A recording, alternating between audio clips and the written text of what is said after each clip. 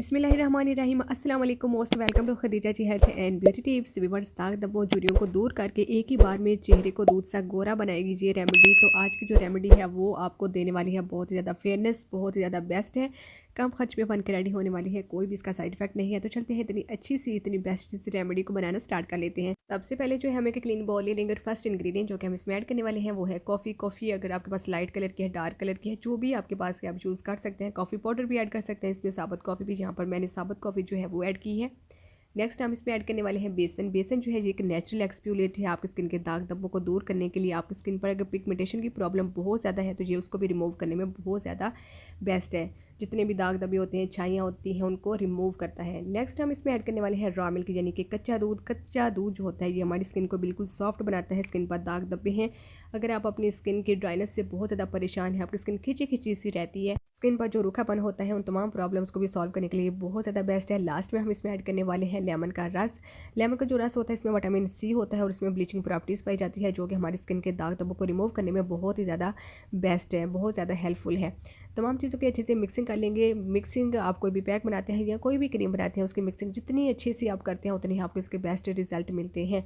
और ये बहुत ही बेहतरीन सा पैक जो है ये हमारा बनकर रेडी हो चुका है। तो अब हम कर लेते हैं इसकी एप्लीकेशन। अच्छा, यहाँ पर मैं एक बात बताती चलूँ कि अगर तो आपने इसको अपने हैंड एंड फिट नेक के ऊपर जहाँ पर बहुत ज़्यादा डलनेस हो गई, डार्कनेस हो गई है, वहाँ पर अप्लाई करना है तो वहाँ पर आपने लेमन का जो रस है वो ज़्यादा ऐड कर सकते हैं। बट अगर फेस के ऊपर भी आपने इसको अप्लाई करना है तो फिर आपने जस्ट लेमन के 2-3 ड्रॉप्स इसमें ऐड कर लेनी है। एप्लीकेशन जो है जब आपकी कंप्लीट हो जाएगी तो फिर आपने इसको 10 to 15 मिनट तक लगा रहने देना है। और उसके बाद फिर आपने अपने हाथ को गीला करना है। हाथ को गीला करके हल्के हल्के हाथ से आपने इसकी मसाजिंग करनी है, स्क्रबिंग करनी है।